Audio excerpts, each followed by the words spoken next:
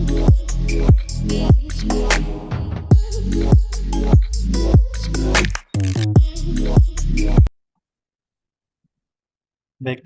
Assalamualaikum warahmatullahi wabarakatuh. Selamat malam, Ibu dosen dan teman mahasiswa semuanya. Kami dari kelompok 4 ingin membahas analisa break-even point di PT EBET Indonesia tahun 2019 sampai 2023. Adapun anggota kelompok 4 kami yaitu saya sendiri Trisutrisna, yang kedua Yuni Lestari, yang ketiga Julianti, yang keempat Orenita, yang kelima Karina. Adapun untuk slide selanjutnya akan dibawakan oleh Saudara Ayu. Profil PT EBET Indonesia.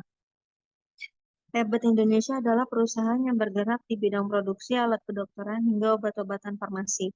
EBET Indonesia menjadi bagian dari perusahaan asal Chicago yang sudah berdiri sejak tahun 1888. Itu artinya induk perusahaan EBET Indonesia sudah beroperasi lebih dari 130 tahun dan EBET Indonesia sudah beroperasi lebih dari 40 tahun. EBET Indonesia berkomitmen membantu pelanggannya menjalani kehidupan yang lebih sehat, penuh dengan kemungkinan yang tak terbatas. Saat ini, induk perusahaan EBET Indonesia sudah memiliki 13.000 staf atau karyawan di lebih dari 160 negara. Perusahaan EBET Indonesia merupakan inisiasi dari seorang dokter bernama Dr. EBET sebagai penemu praktik farmasi yang ilmiah hingga memperluas bisnisnya untuk memenuhi kebutuhan kesehatan global yang terus meningkat dengan riset kedokteran.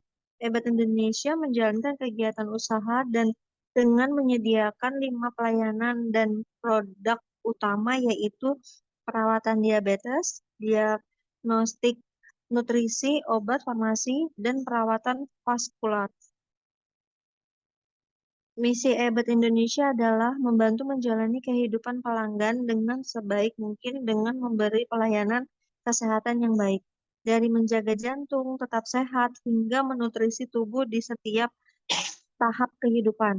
Kemudian, membantu melihat lebih jelas hingga memberi informasi dan obat-obatan untuk mengelola kesehatan dengan tepat. Pasar modal diminati di banyak negara karena pasar modal menjalankan fungsi ekonomi dan keuangan. Pasar modal diharapkan bisa menjadi alternatif penghimpunan dana selain sistem perbankan. Di samping itu, pasar modal memungkinkan para pemodal mempunyai berbagai pilihan investasi yang sesuai dengan preferensi risiko mereka.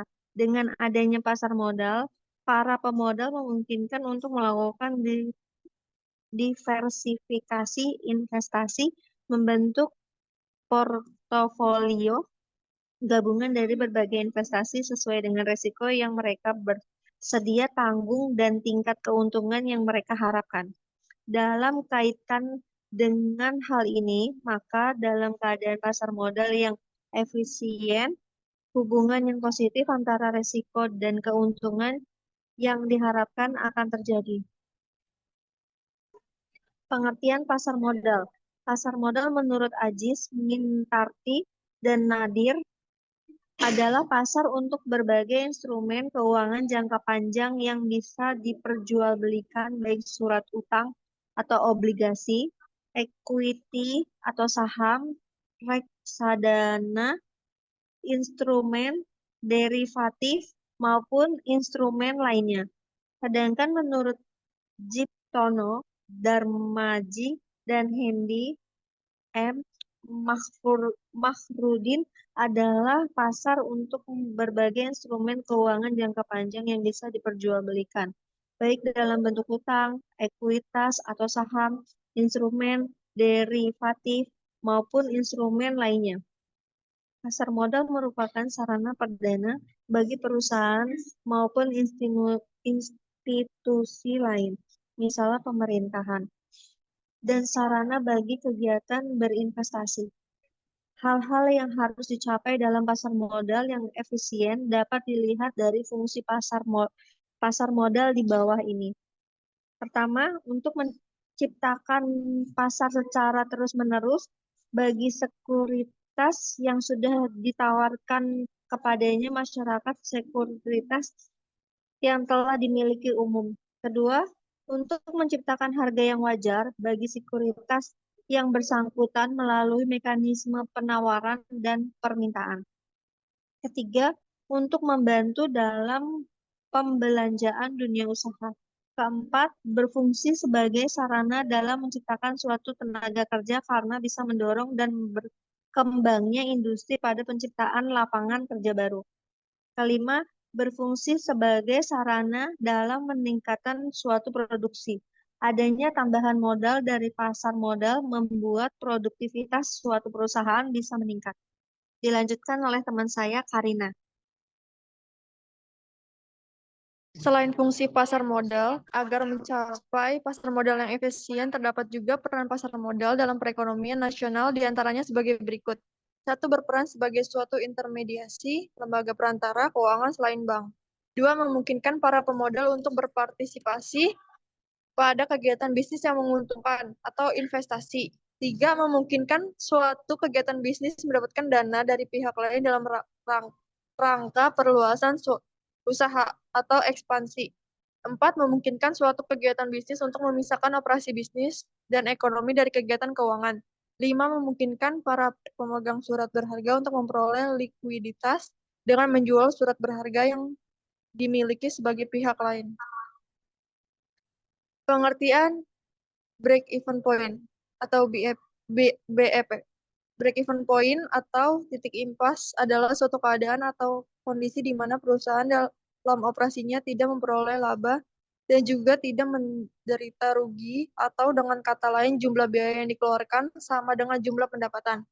Break-even point memiliki fungsi yang sangat penting di setiap perusahaan agar perusahaan dapat merencanakan tingkat penjualan yang diinginkan agar terhindar dari kerugian dan perusahaan dapat memperoleh laba optimal. Selanjutnya, tujuan dari dilakukannya break-even point. Satu, agar bisa meminimalisir biaya produksi dan biaya operasional, serta menekan biaya tersebut seminim mungkin tanpa mengesampingkan kualitas dan kuantitas produk. Dua, demi bisa mempertahankan tingkat harga produk perusahaan. Tiga, agar bisa menentukan harga produk dengan penuh perhitungan, sehingga harga produk akan sesuai dengan keuntungan dan juga target yang sebelumnya sudah direncanakan. Empat, agar bisa meningkatkan volume kegiatan secara maksimal. Manfaat break-even point. Berikut manfaat yang diperoleh apabila sebuah perusahaan melakukan analisis break-even point. Sebagai alat untuk merencanakan keuntungan atau laba. Analisis break-even point harus direncanakan dengan matang, sehingga perencanaan tersebut menjadikan keuntungan bagi perusahaan. Dua, pemberi informasi. Analisis break-even point dapat memberikan informasi terkait tingkat volume penjualan, hubungan volume penjualan, harga jual, dan biaya-biaya yang dikeluarkan untuk produksi. Dengan begitu, laba rugi perusahaan akan diketahui. Tiga, alat kontrol kegiatan operasi yang sedang berjalan. Apabila terjadi masalah mengenai kegiatan produksi perusahaan, analisis break-even point ini dapat digunakan sebagai alat kontrol sehingga kegiatan produksi tetap berjalan di titik impas. Empat, sebagai dasar pertimbangan, analisis break-even point ini juga bermanfaat dalam mempertimbangkan segala sesuatu sebelum diadakannya pengambilan putusan. Adapun hal-hal yang perlu dipertimbangkan seperti A. Jumlah penjualan minimal yang harus dipertahankan agar tetap seimbang. B. Jumlah penjualan yang harus dicapai untuk memperoleh laba. C. Seberapa jauhkah berkurangnya jumlah penjualan agar perusahaan tidak merugi. D. Bagaimana efek perubahan harga jual, biaya dan volume penjualan terhadap laba yang didapat. Fungsi dari break-even point antara lain yaitu satu, menentukan besaran volume barang. Break-even point memiliki fungsi untuk menentukan besaran volume barang yang akan diproduksi. Setelah dapat menentukan volume produksi, maka dengan break-even point, pengusaha bisa memproyeksikan laba dari perusahaan. Dua, memudahkan untuk menentukan langkah. Seorang pembisnis atau pengusaha juga bisa menentukan langkah yang efisien untuk kedepannya. Contohnya menentukan langkah untuk mengurangi beban yang dianggap tidak perlu dalam kinerja pada perusahaan. Hal itu dapat dilakukan dengan menggunakan break-even point terlebih dahulu. Tiga, mengetahui perubahan nilai keuntungan. Fungsi dari break-even point berperan tinggi dalam mengetahui perubahan nilai keuntungan yang mungkin saja terjadi jika terjadi suatu perubahan harga dari produk. Hal ini sebenarnya didapatkan dari pengertian bahwa nilai break-even point dan harga produk yang dijual berada dalam satu garis linier. Oleh sebab itu, jika salah satu poin dalam definisi tersebut tinggi, maka poin lainnya yang berada dalam garis tersebut juga akan tinggi. Analisis break-even point adalah sebuah alat atau metode yang digunakan untuk mengukur tingkat minimum penjualan yang harus dilakukan untuk menutupi biaya. Komponen yang diperhatikan dalam analisis break-even point yaitu volume produksi, volume penjualan, harga jual, biaya produksi, biaya variabel, biaya tetap serta laba dan rugi. Analisis break-even point tidak hanya memberikan informasi mengenai posisi perusahaan dalam keadaan impas atau tidak, namun analisis break-even point sangat membantu manajemen dalam perencanaan dan pengambilan keputusan. Analisis break-even point membutuhkan asumsi tertentu sebagai dasarnya. Bila asumsi dasar salah satunya mengalami perubahan, maka akan berpengaruh pada posisi titik impas, sehingga perubahan tersebut akan berpengaruh juga terhadap laba perusahaan. Dan selanjutnya akan dilanjutkan oleh Saudari Juli.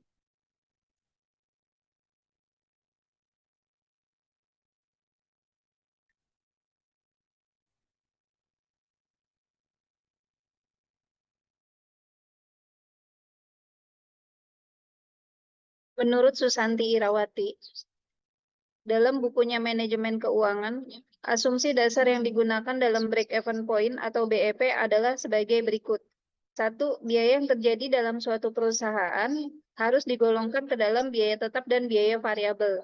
2. Biaya variabel yang secara total berubah sesuai dengan perubahan volume, sedangkan biaya tetap tidak mengalami perubahan secara total. 3. Jumlah biaya tetap tidak berubah walaupun ada perubahan kegiatan, sedangkan biaya tetap per unit akan berubah-ubah. Harga jual per unit konstan selama periode dianalisis. 5. Jumlah produk yang diproduksi dianggap selalu habis terjual. 6. Perusahaan menjual dan membuat satu jenis produk. Bila perusahaan membuat atau menjual lebih dari satu jenis produk, maka perimbangan hasil penjualan setiap produk adalah tetap.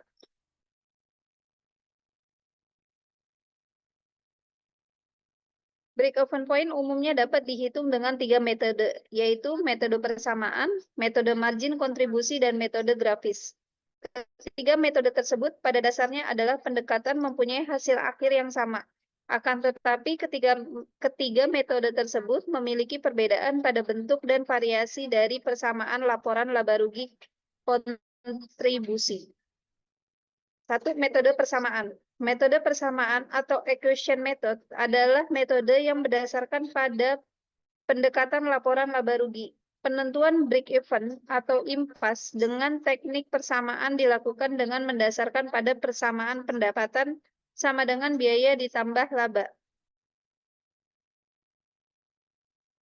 yaitu BEP dalam bentuk rupiah sama dengan total biaya tetap dibagi dengan biaya variabel per unit dibagi harga jual per unit. BEP per unit yaitu total biaya tetap dibagi harga jual per unit produk dikurang biaya variabel per unit. Yang B-nya metode kontribusi unit. Metode kontribusi unit merupakan variasi metode persamaan. Setiap atau satuan produk yang terjual akan menghasilkan jumlah margin kontribusi tertentu yang akan menutup biaya tetap. Metode kontribusi unit adalah metode jalan pintas, di mana harus diketahui nilai margin kontribusi. BEP dalam bentuk rupiah, biaya tetap dibagi rasio margin kontribusi. BEP unit sama dengan biaya tetap dibagi margin kontribusi per unit. Yang C, metode grafis. Grafis titik impas BEP mempunyai beberapa hal penting, yaitu selama harga jual melebihi biaya variabel, margin kontribusi positif, maka penjualan yang lebih banyak akan menguntungkan perusahaan, baik dengan meningkatkan laba atau mengurangi kerugian. Pendapatan sama dengan harga kali unit, total biaya sama dengan biaya variabel per unit dikali unit, ditambah biaya tetap. Selanjutnya akan dilanjutkan rekan saya, Orinita.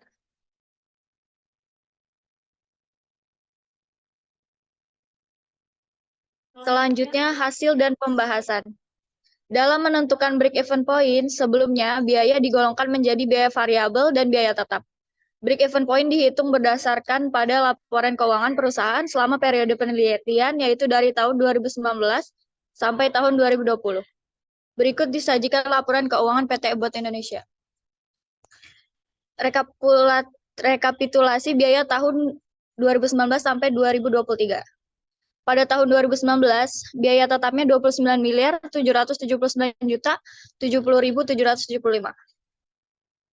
Untuk 2020, 29.386.320.305. Di 2021, 29.018.259.768. Di 2022, 28.775.049.117. Di 2023, 28.648.705.346 rupiah. Selanjutnya rekapitulasi biaya tetap dan biaya variabel. Yang pertama, fixed cost atau biaya tetap. Di biaya tetap itu terdiri ada gaji atau upah, kompensasi UUCK, THR, biaya server, biaya meal meeting, perjalanan dinas, biaya TAB atau perbaikan, biaya listrik, biaya pulsa. Untuk total 2019, ya. Untuk total di 2019, 29.779.070.705. Di 2020, 29.386.320.305. Di 2021, 29.018.259.768. Di 2022, 28.775.049.117. Dan yang terakhir, 2023, 28.648.705.346. Yang kedua ada variable cost atau biaya variabel.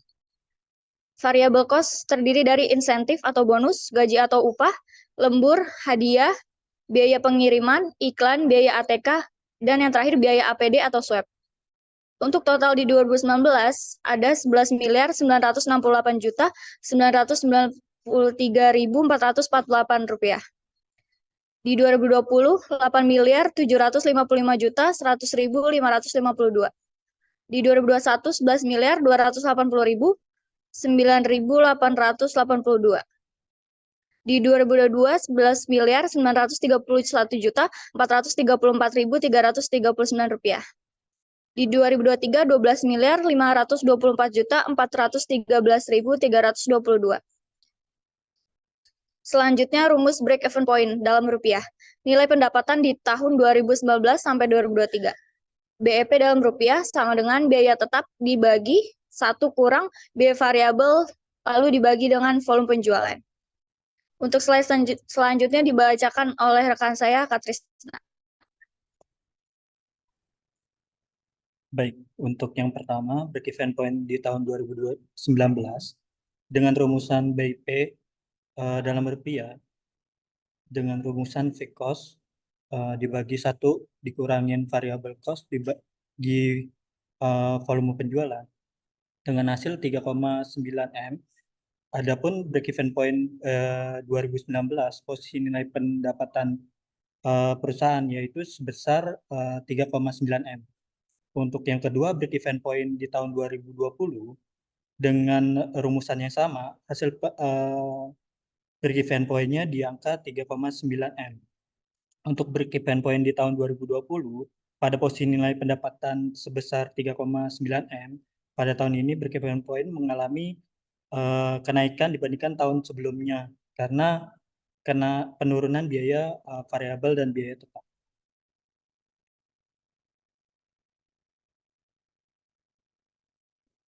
Dan break-even point tahun 2021 itu dengan rumusan yang sama menghasilkan 3,4 M. Dengan break-even point dibandingkan dengan 2020 Pada tahun ini break even point mengalami penurunan dibandingkan tahun sebelumnya dikarenakan kenaikan biaya variabel. Dan di 2022 itu break even point perusahaan di angka 3,791 M. Dan di break even point ini di tahun sebelumnya dibandingkan tahun sebelumnya, posisi penilaian tahun ini mengalami kenaikan dibandingkan tahun sebelumnya karena penurunan biaya tetap. Dan selanjutnya di break even point di tahun 2023 dengan rumusan yang sama di angka 4,254 M. Atau tahun ini break even point ini mengalami kenaikan dibandingkan tahun sebelumnya karena ada kenaikan biaya tetap. Berdasarkan hasil penelitian dan pembahasan maka menarik kesimpulan sebagai berikut. Yang pertama, break even point merupakan suatu analisa yang akan digunakan untuk menentukan suatu tingkat penjualan dan bauran produk yang diperlukan agar semua biaya yang terjadi dalam sebuah periode tersebut dapat tertutupi. Yang mana analisa tersebut dapat juga menunjukkan suatu titik di mana perusahaan tidak akan memperoleh laba ataupun menderita rugi. Yang kedua, break even point pada PT Ebet Indonesia mengalami tingkat yang tidak merata. Penurunan drastis terjadi di tahun 2021 dan di tahun selanjutnya terus mengalami kenaikan kembali hingga tahun 2023. Yang ketiga, perencanaan pendapatan pada PT Ebet Indonesia memperoleh hasil penjualan yang baik dari tahun 2019 sampai 2023. Hasil penjualan terus meningkat dari tahun ke tahun dengan pendapatan yang juga ikut mengalami kenaikan. Demikian presentasi dari kelompok kami. Terima kasih dan selamat malam Ibu dosen dan mahasiswa. Assalamualaikum warahmatullahi wabarakatuh.